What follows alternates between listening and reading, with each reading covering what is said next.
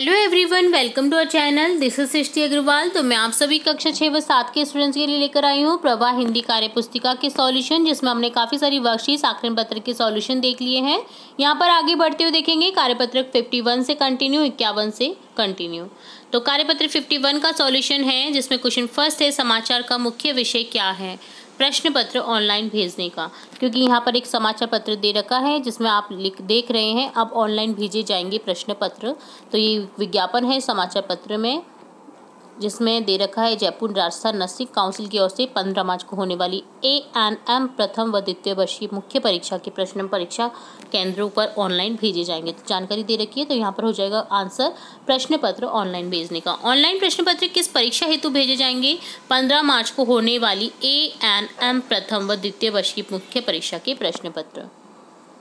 क्या प्रश्न पत्र को गोपनीय रखना जरूरी है? कारण सहित स्पष्ट कीजिए। हाँ, प्रश्न पत्र को गोपनीय रखने काबिल व योग्य विद्यार्थियों का चुनाव होता है। ठीक है, ऑनलाइन प्रश्न पत्र क्योंकि गोपनीय नहीं रहेंगे तो जो काबिल व्यक्ति है उनको पद नहीं मिलेगा, जो बेईमान लोग हैं उनको मिल जाएगा। ठीक है, तो इसलिए गोपनीयता होना जरूरी है प्रश्न पत्रों का। ऑनलाइन प्रश्न पत्र भेजने से क्या अर्थ है? कंप्यूटर पर OTP के माध्यम से डिजिटल प्रश्न पत्र भेजा जाएगा। विद्यालय से जुड़े समाचार के शीर्षकों को नीचे दिए गए स्थान पर लिखिए। समाचार पर शिक्षक के साथ चर्चा करें। विद्यालयों में नई शिक्षा नीति के अनुसार अध्यापन कार्य करवाया जाए। स्कूल की भित्ति पत्रिका के लिए गांव या मोहल्ले से जुड़ा एक समाचार बनाइए, इससे भित्ति पत्रिका पर लगाइए। तो स्कूल की जो भित्ति पत्रिका होती है, सूचना पट होता है, उस पर आपको एक समाचार बनाना है गांव या मोहल्ले से जुड़ा। तो यहाँ लिख दिया, जैसे मैंने, ग्रामीण ओलंपिक खेलकूद प्रतियोगिता दिनांक 15/12/2023 से 31/12/2023 तक सभी उम्र के व्यक्तियों के लिए। तो यहाँ पर ये लिख दिया है समाचार पत्र बनाकर। तो ये डन होता है कार्यपत्रक 51, जिसमें आपने देखा समाचार पत्र की घटना पर अपने विचार व्यक्त करें। नेक्स्ट है कार्यपत्रक 52, जिसमें अगेन एक गद्यांश पढ़ेंगे जिसके प्रश्नों के उत्तर देने हैं हमें। शरीर के बहुत से अंग ऐसे भी हैं जो तभी काम करते हैं जब उनसे काम हम लेते हैं। इन अंगों की गति मांसपेशियों के द्वारा होती है। इन्हें हम अपने इच्छा अनुसार सिकोड़ या फैला सकते हैं। चलना, दौड़ना, झुकना, उठना, मुड़ना, खाना, बोलना आदि अनेक क्रिया ऐसी मांसपेशियों द्वारा की जाती है जो हमारी इच्छा द्वारा नियंत्रित होती है। हमारे शरीर में अनेक मांसपेशियां हैं। अनेक इनमें से आंखों को घुमाने वाली छोटी मांसपेशियों से लेकर जांघों की बड़ी मांसपेशियों तक सम्मिलित हैं।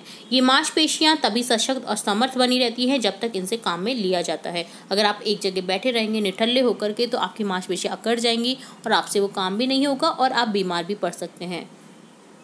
अंगों की गति किसके द्वारा होती है? मांसपेशियों द्वारा। हम अपनी इच्छा अनुसार किसे सिकोड़ या फैला सकते हैं? मांसपेशियों को। दिए गए प्रश्नों का उत्तर 1 या 2 पंक्ति में दीजिए। व्यायाम करना क्यों जरूरी है? व्यायाम करने से हमारी मांसपेशियों में गति बनी रहती है, मांसपेशियां सशक्त बनती हैं। क्या हमें योगासन भी करना चाहिए? हाँ, हमें योगासन भी करना चाहिए। योगासन से एकाग्रचिता बढ़ती है, शरीर में ताजगी व चुस्ती आती है व शरीर स्वस्थ रहता है। मांसपेशियां कब तक समर्थ बनी रहती है? मांसपेशियों से काम लिया जाता है, व्यायाम किया जाता है, तभी ये सशक्त बनी रहती हैं। वाक्यों में से विशेषण शब्द छाटकर लिखिए जो संज्ञा सर्वनाम की विशेषता बताते हैं। तो मुझे सफ़ेद घोड़ा अच्छा लगता है। घोड़े की विशेषता कि वो सफ़ेद है, तो सफ़ेद हो जाएगा विशेषण। हलवाई ने 10 किलो लड्डू बनाए। 10 किलो जो है वो लड्डू की विशेषता है, तो यहाँ पर 10 किलो लिख देंगे। पिताजी कुछ खिलौने लेकर आए। खिलौनों की विशेषता कि वो कुछ हैं, तो कुछ यहाँ पर लिख देंगे। मुझे लाल गुलाब पसंद है। गुलाब की विशेषता कि लाल है, तो लाल लिख देंगे। दिवाली के मेले में बहुत भीड़ थी। भीड़ की विशेषता कि वो बहुत है, तो यहाँ पर बहुत को लिख देंगे। तो ये डन होता है कार्यपत्र 52 का सॉल्यूशन। अब देखेंगे कार्यपत्र 53। यहाँ पर एक अनुच्छेद है जिसे पढ़ना है और प्रश्नों के उत्तर देने हैं। आइए आपको ले चलते हैं झीलों की नगरी उदयपुर में। उदयपुर शहर में हमें संगमरमर के महल और पहाड़ों की एक कतार के साथ झीलें ही झीलें दिखाई देती है। अभी बहुत फेमस हो रहा है उदयपुर, जिसमें बहुत सारी झीलें भी हैं, महल हैं संगमरमर के यानी मार्बल के, इसलिए इसे झीलों की नगरी कहा जाता है। यहाँ की फतेह सागर झील, सहेलियों की बाड़ी, पिछोला झील आकर्षण का प्रमुख केंद्र है। पिछोला झील के बारे में कहा जाता है कि महाराणा लाखा ने इस झील का निर्माण एक बंजारी द्वारा करवाया था। महाराजा उदय सिंह ने सन 1559 में उदयपुर शहर को बसाया था। मोती मगरी पर महाराणा प्रताप की मूर्ति है। इसके आसपास सुंदर बगीचे हैं। राजस्थान का यह खूबसूरत शहर देश विदेश से आने वाले सैलानियों के लिए एक खूबसूरत पर्यटक स्थल भी है। तो यहाँ पर प्रश्नों के उत्तर देंगे, जिसमें क्वेश्चन है झीलों की नगरी कौन से शहर को कहा जाता है? उदयपुर को। उदयपुर के प्रसिद्ध दर्शनीय स्थानों के नाम लिखें। फतेह सागर झील, सहेलों की बाड़ी, पिछोला झील, मोती मगरी आदि। उदयपुर शहर किसने बसाया और कब? उदयपुर शहर को महाराजा उदय सिंह ने सन 1559 में बसाया था। वाक्य बनाए देश विदेश से। वाक्य बनाएंगे जयपुर के जंतर मंतर को देखने देश विदेश से लोग आते हैं। खूबसूरत, उदयपुर की तरह जयपुर भी राजस्थान का एक खूबसूरत शहर है।